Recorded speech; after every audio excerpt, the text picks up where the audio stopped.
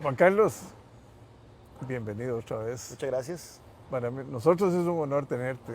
Sabemos que conoces mucho de política exterior, lo que está sucediendo y las consecuencias tan fuertes que puede tener toda esta guerra, porque es una guerra, que ojalá no se extienda o que ojalá se llegue a una solución rápida, pero es una destrucción de un país completo, de la independencia, del respeto de la soberanía, de una situación, un conflicto complicado, donde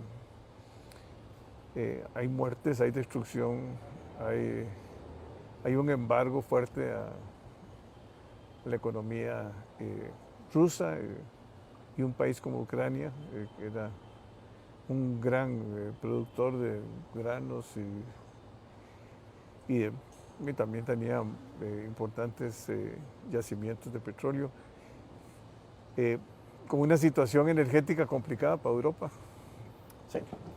con un crecimiento de los precios del petróleo que lo asustan a uno cada vez que abre uno las noticias y ve que va ya en $126, cuando hace un año estábamos en $60. Bueno, ¿qué consecuencias puede tener todo esto en el mundo, verdad? Porque no es solo Costa Rica, es el mundo entero.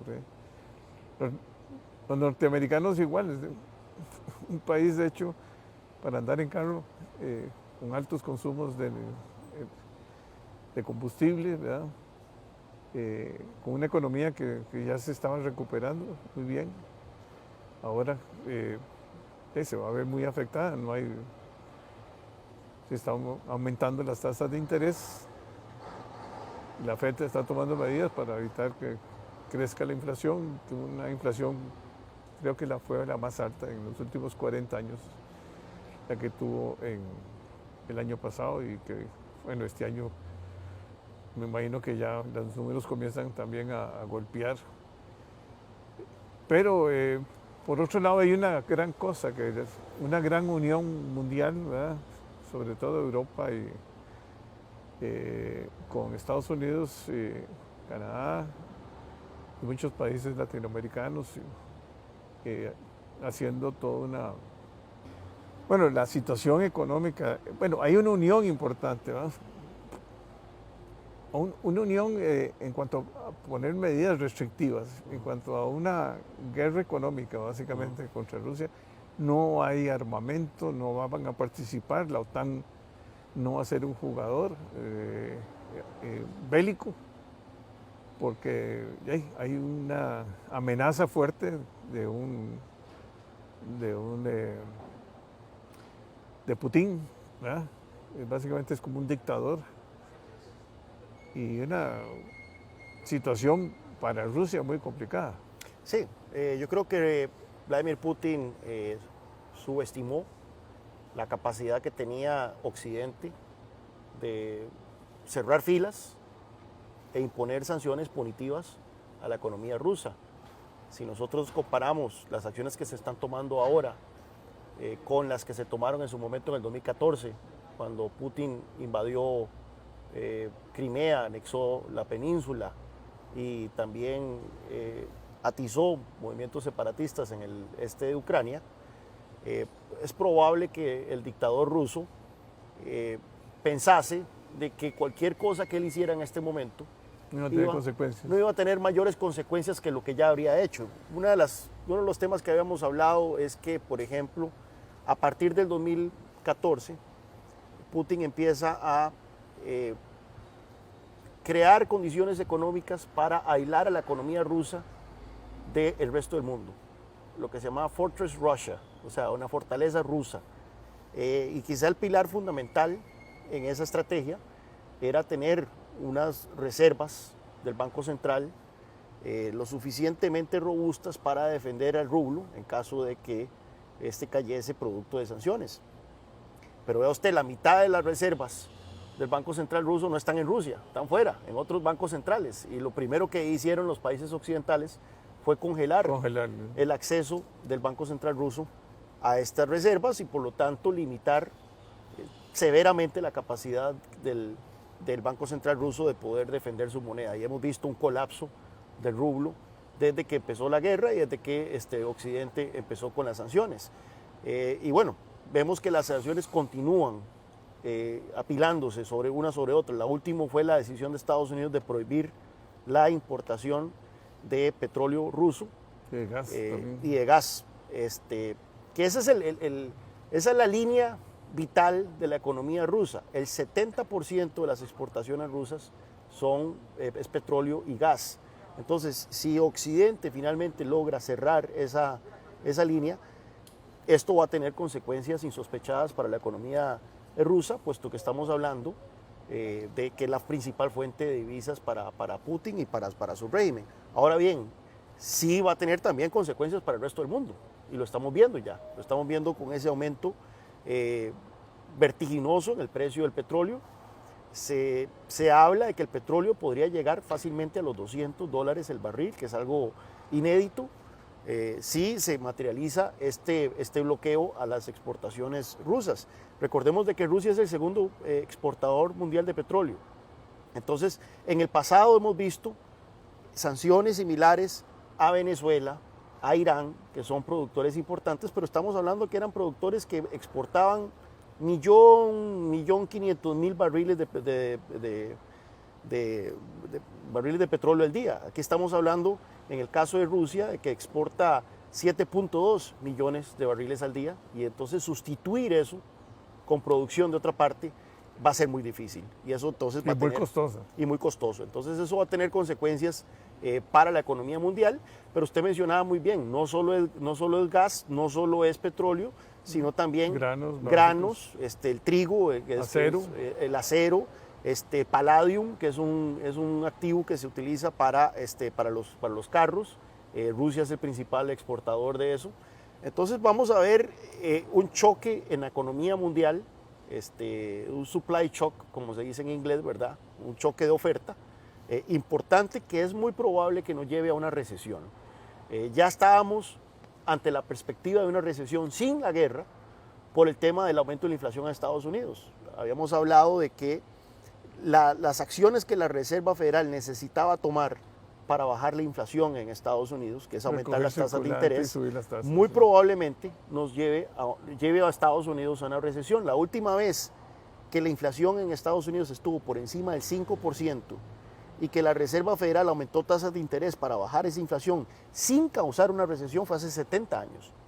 Entonces, ya estábamos a las puertas de una posible recesión en Estados Unidos debido al accionar de la Fed para frenar la inflación.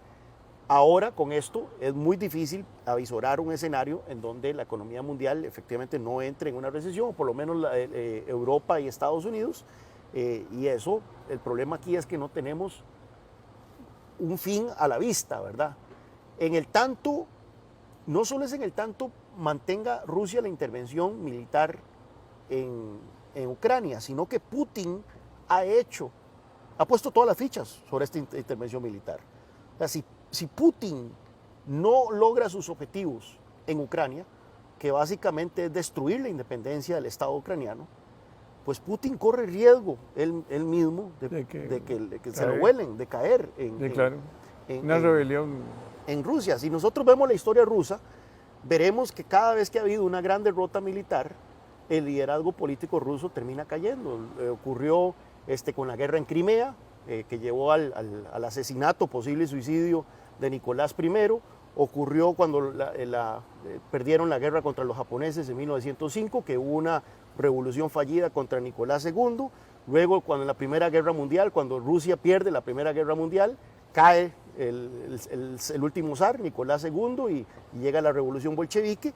Y en la guerra, la invasión de Afganistán, cayó la Unión Soviética. Entonces, una intervención militar fallida en Ucrania muy probablemente dé al traste con la continuidad de Vladimir Putin en el poder, y él lo sabe. Entonces él va a llegar hasta las últimas consecuencias para lograr sus objetivos todos los tiros, militares. como dicen. Va a gastar todos los tiros, y ahí es donde entonces la situación se pone muy peligrosa desde el punto de vista económico, obviamente, porque entonces no hay un fin a la vista, pero también desde el punto de vista de seguridad geopolítico, ¿verdad? Porque estamos hablando de que las líneas cada vez se están haciendo más borrosas entre la intervención de asistencia militar de Occidente hacia Ucrania y lo que puede ser una intervención directa de Occidente en ese conflicto. Por ejemplo, Estados Unidos ha anunciado de que le está comprando los MiG-29 a Polonia, que tiene toda la flota de MiG-29, que herencia de la pertenencia de Polonia en el Pacto de Varsovia, se los está comprando y a cambio